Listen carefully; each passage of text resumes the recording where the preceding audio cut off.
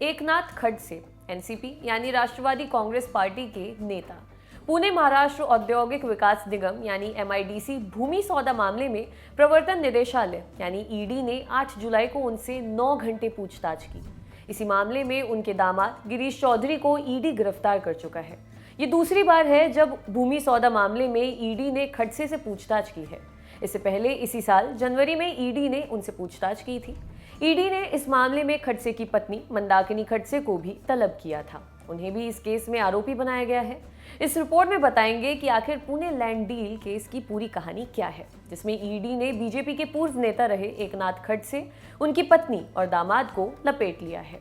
पुणे में एक जगह है भोसारी, औद्योगिक क्षेत्र है, बहुत महंगी जमीन है। यहाँ कई सालों पहले एक 3 एकड़ जमीन का सौदा हुआ। सरकारी वैल्यूएशन के मुताबिक उस समय जमीन की कीमत 25,630 रुपए प्रति स्क्वायर मीटर थी, यानी कुल कीमत 31 करोड़ रुपए से ज्यादा थी। इसको बेचने पर सरकारी स्टैंप ड्यूटी कुल 1 करोड़ 73 लाख रुपए बनती है।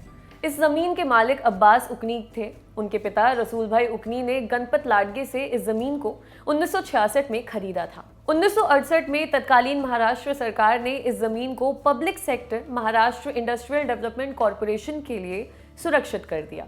42 साल आगे बढ़ते हैं, साल 2010। अब्बास उकनी ने जमीन को बेचने की इच्छा जताई। करीब 500 लोगों से संपर्क किया। महाराष्ट्र इंडस्ट्रियल डेवलपमेंट कॉरपोरेशन ने इस बात पर एतराज जताया।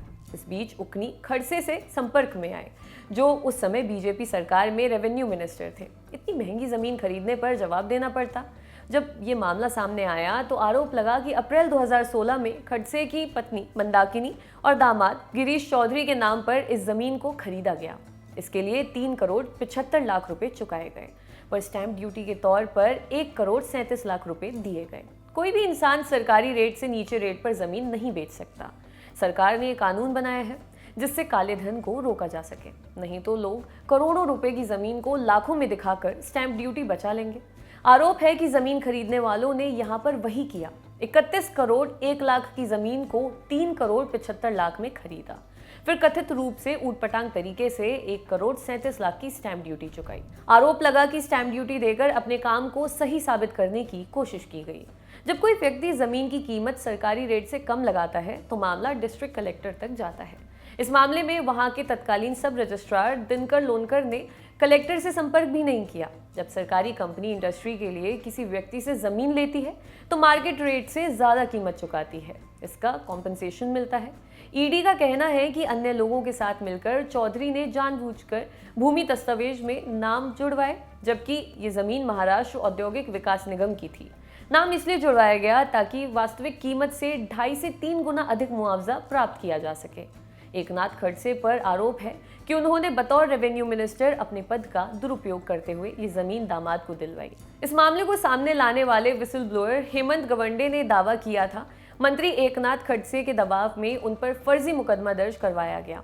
इंडिया टुडे के एक स्टिंग ऑपरेशन में गवंडे के दावे की पुष्टि होती दिखी थी। इसमें एक इंस्पेक्टर हीरामन ने साफ कहा था कि गवंडे पर मामला नहीं बनता, लेकिन खडसे ने उनकी नहीं सुनी। जमीन खरीद में कथित धांधली का आरोप लगने के बाद 4 जून 2016 को खडसे ने मंत्री पद से इस्तीफा भी दे दिया था। महाराष्ट्र पुलिस के एंटी करप्शन ब्यूरो यानी एसीबी ने 2017 में एकनाथ खडसे, उनकी पत्नी मंदाकिनी, दामाद गिरीश चौधरी और जमीन के मालिक अब्बास अकानी के खिलाफ केस दर्ज किया था। साल 2018 में एसीबी ने 22 पेज की रिपोर्ट के जरिए खडसे को क्लीन चिट दे दी। बाद में जमीन खरीद में धांधली का मामला ईडी तक पहुंचा। एजेंसी ने पाया कि चौधरी और मंदाकिनी ने ये दिखाने की कोशिश की कि खडसे के साथ पुणे एमआईडीसी में जमीन खरीद के लिए उन्होंने एक फर्म से 2 करोड़ रुपए का लोन लिया था। फर्म का नाम बेंचमार्क बिल्डकॉन प्राइवेट लिमिटेड बताया गया।